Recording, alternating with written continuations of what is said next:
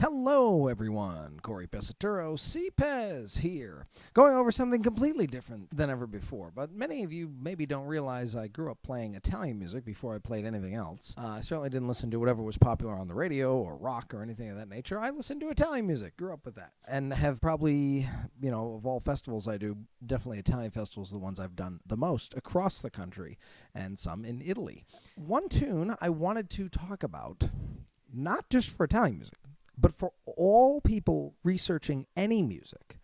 I always mention you must listen to a million versions of anything, even as you're beginning to learn even a classical piece where there is specific music. When you're like 20% into the tune, you're starting to learn it. That's when you go listen to 100 versions of the tune and create how you want to play it, and then go from there and learn the rest of the tune. I think it's so important. But in terms of form, Come Facette Mammeta. Come Facetta, they say. Come Facetta Mammeta. Which means how your mother made you. It's really how it means. And the southern Italians would say, Come te fatta. Come te fatta Mammeta. It is a very simple tune.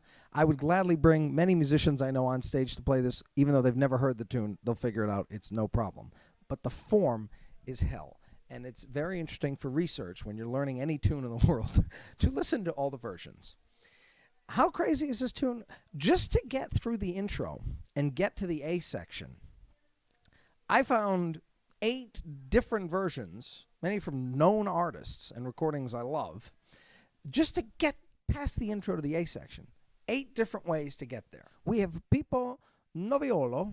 We have my favorite, which is the Sergio Franchi recording, which is with an orchestra. It's not folky, but still, that's my favorite recording, Sergio Franchi. His wife, Ava, has been a dear friend of mine for 20 years, puts on the Sergio Franchi Memorial event in Connecticut every year. Roberto Morollo, which is like the Louis Armstrong of Neapolitan music. Mario Lanza, probably the greatest tenor of all time, his recording with an orchestra. There is the way that I have done it on stages across the country, which, as you'll see later, the intro is completely different than all the other ones. And no matter who I play with, many times with Ray Massa and the Eurorhythms, who everybody should know, and the person I've probably played the most with in all genres, which is Aaron Caruso from Detroit. We do a lot of duo work.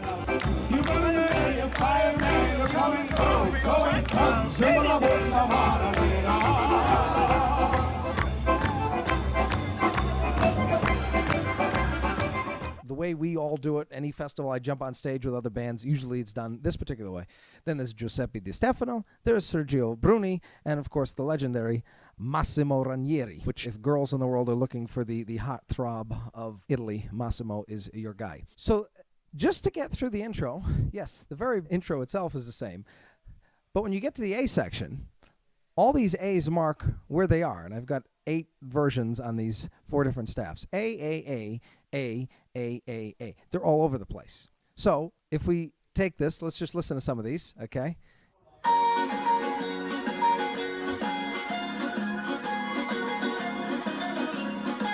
One, two, ba-da-dun-da-dun-da-dun. So it comes in, dun, 2, 1, 2, da-da-da, okay? That's that version. Now let's go to my favorite, the Sergio Franchi version.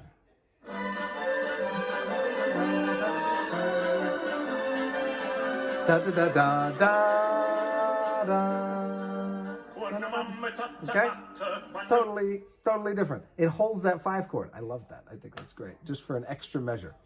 Here's Roberto Morollo, which again, for people that want to learn anything about Italian music, Roberto Morollo is you gotta know him. You gotta know how he plays, how he sings, everything. It's very important. Here's this line. Here's Roberto's version.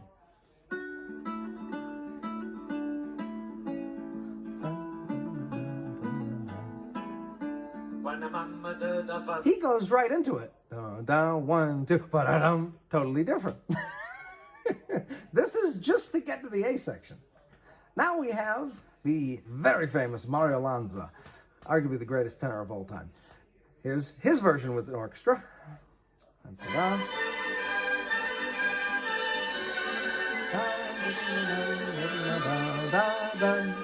2, 3, 4. Ba-ba-bum. Okay, that comes in a completely different spot. Having fun yet? Now, the way I do it all the time on stages, we won't go over recording, it's just because there's many different bands. We go dee diddly dee diddly dee dee dee da diddly da da da da da da da da da da da da. it repeats. In all the recordings I found that you can find, say, on YouTube by all these famous people, the intro never repeats. Yet it is just like an unwritten rule. When you play this with other bands, other people, at least in America, you always repeat the intro, even when you come back to the second, third time through. It always repeats.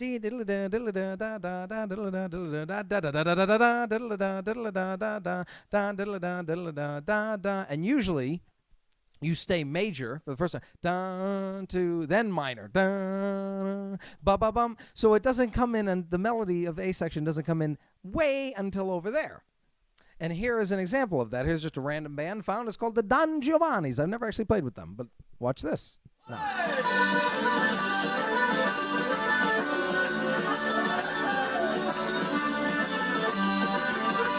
And it repeats.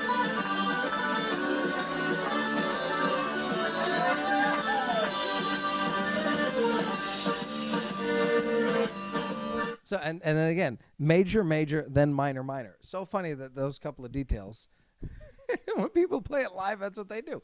Okay, now we go to an Irishman, Giuseppe Di Stefano. No, he's not Irish, of course. All these people are.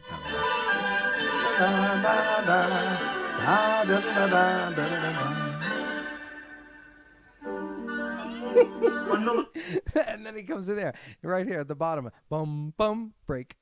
Bum, bum, bum, bum, bum, bum, bum. And it's only 2 measures before he comes in with the melody. Totally different again. Okay, then we have Sergio Bruni. Let's see what he does.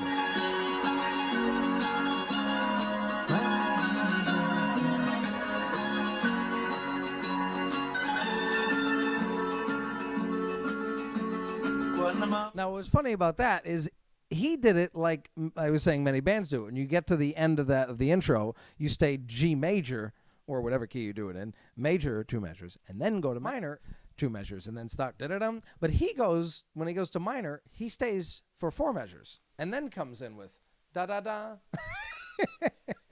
And one more. The lovely Massimo Ranieri. Totally different again.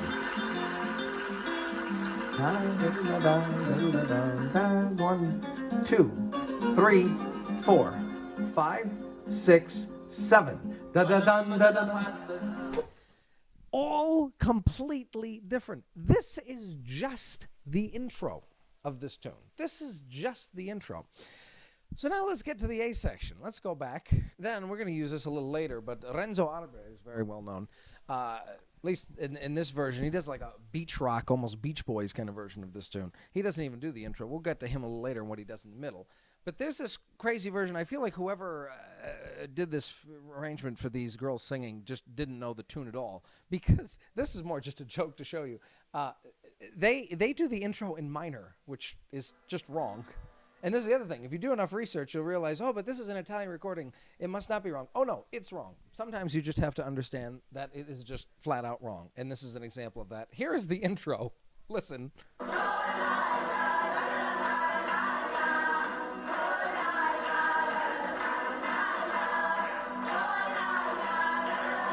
But what's funny is they actually repeat it. They actually repeat the intro. And how I know this is wrong is because they also do Finicoli, Finicolano, Soldato, Innamorato, which is, both of them are like national anthems. You must know those two if you're going to play in Italy. And they have run chord changes, very wrong chord changes across the rest of it. So that's how you know this is just bad. But it's just interesting that whoever wrote this for them wrote the intro in minor. That's wrong. So now we get to the A section, and I've reset everything to make this simple up here. I've just reset it. So all the recordings we listen to, we're going to start it on the A section, boom, on beat 1. Okay. To save time, everybody actually does this the same way in the phrasing of the A section, and the gap between they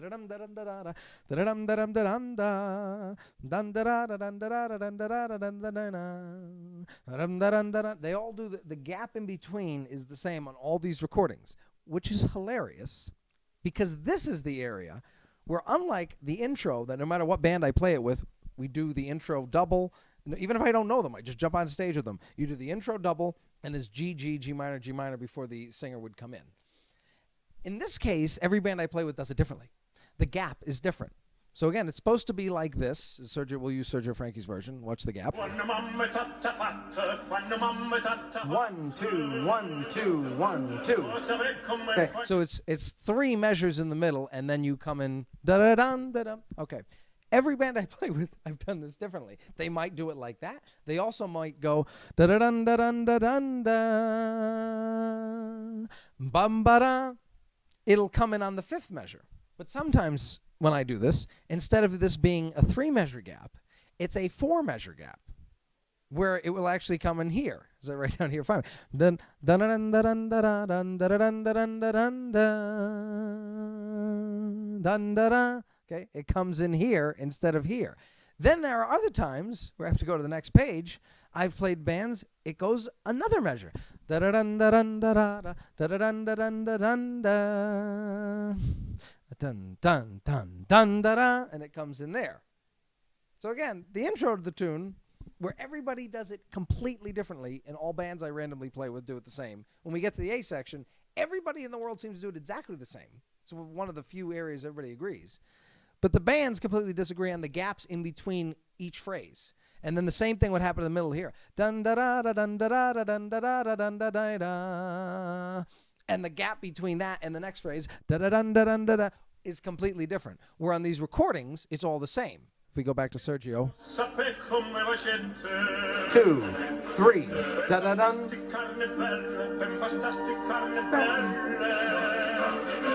Da da dun. Okay, and then when we get to here, we'll reset. We're going to reset. Okay, so now we go to the B section, which goes back to major. We're going to reset it here. Once again, everyone agrees on what happens in the major section. Dun da da da dun da da dun da da dun da da. 2, 3, dun da da, and it comes in right there. All these different recordings agree here. You can hear them singing.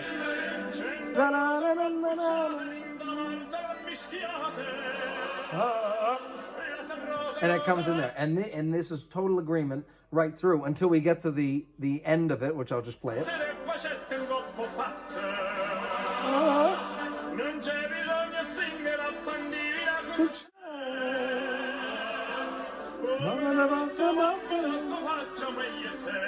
And then we're going to pause there because then it gets crazy for everybody after that point. But once again, depending on the bands that I play with, the gaps in between each one of those phrases is different. It's different. It can be this, as all these recordings are, but it can also be different. You have to just pay attention to the singer. This is very similar. The only genre I know that's quite like this is Mexican music, where the phrase will just keep going, and you just have to keep playing the 5 chord or the 1 chord, whatever you're on, until the singer plays, and you have to just know, as crazy as this tune is all over the place, you just have to know at what melody note or word is when you do the chord change. And sometimes you're going to play with people where it's in the halfway in the measure because they don't know what they're doing musically, which we all can relate to, no matter what genre we're talking about. But especially in these kind of Italian tunes, the phrasing can sometimes be half and half. They didn't really care about it. In the same way in Klezmer music, they didn't really care about scales. That's why a lot of times the scales in Klezmer music, when you go up an octave, it's different than below the bottom note. So you have a scale that's not the same in every octave because they didn't care about theory. They just said, this note sounds good. This note sounds good. We're going to use this. Kind of the same here with phrasing. They didn't care about phrasing. They say, I have to say what I got to say, and that's going to be the end of it. It doesn't matter when that ends. So now let's reset again at the end of the major section. And what happens, the most important thing here on differences is we're going to use the Sergio Franchi version because there is a C section in here that doesn't exist anywhere else. And this is rather interesting because the first time I ever heard this tune was on this recording, on this album that I got from Ava, one of the first times I played at the Sergio Franchi event. And I thought this was because Sergio was such a legendary figure. I was like, well, this must be the way it's done. Of course, this has to be the way it's done, that there is this extra C section. Well, come to find out, every other recording I've ever heard in history and every band I've ever heard in history does not do this extra little C section, which is kind of half of the B section repeated again in a different way. And this is it right here. It doesn't exist anywhere else. I thought it was the same, and I remember I played with a band once where they had me leading, and I played the C section, and they had no idea what I was doing because they thought I'd be going back to the intro, and I didn't. That is this section right here.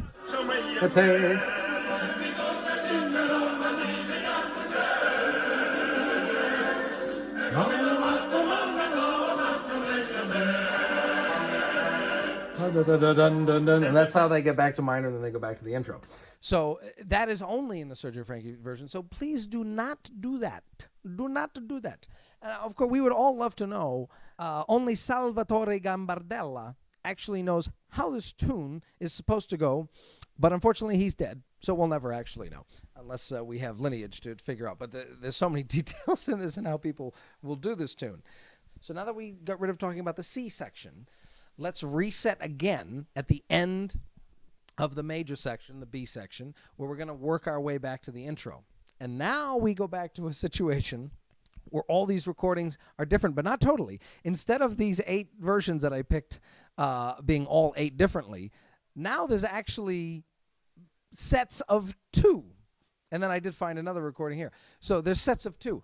So the first one, most of the way it's done if you played it on stage with a band, and the way I've always done it, it goes right into it. That's the way everybody, I think, would expect to do it. Maybe once in a while it's done this way, and it's the way Sergio Bruno did it here, where he goes bum ba bum bum ba bum ba ba ba ba bum. So it's an extra measure. It lets it resolve and then hits the D7 here or the 5/7 depending on what key you're in. Now the Mario Lanza version and the Giuseppe Di Stefano version goes right into it. It goes immediately right into it. If we go to Lanza, let's get to the end of this. Dum, da, dum, dum. And while he's finishing the word, immediately, the intro, da, da, da, da, da, da, da, da, it goes right into it. But then if you listen to Morollo or Ranieri, which is a better recording, you'll see what happens here. Dun, da, dun, da, da. Bum, ba, ba, ba, ba, ba, ba, ba, ba. So that's totally different. And also I found someone named Mario da Vinci. Maybe related to Leonardo da Vinci. Probably not. And he did it like this. Yun, da, dun, da, da, 2, 3. Bum, ba, ba, ba, ba, ba. So all these differences. And then the form of how they're done. Is it done 3 times? Like that's a whole time through that we just went. Does it happen twice? Does it happen 3 times? There's other aspects that are different. We're just going over major ones. Then there's these other 2 versions that I found. Luciano Tajoli, who's very Neapolitan. He does some different things. But here is Roberto Arbre and this crazy Beach Boys version. Listen to the way they're doing this tune.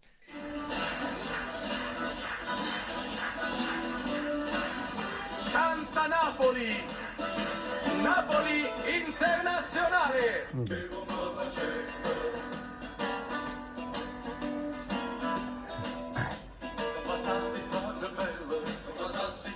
1, 2, 3, 4, 5, 6, 7.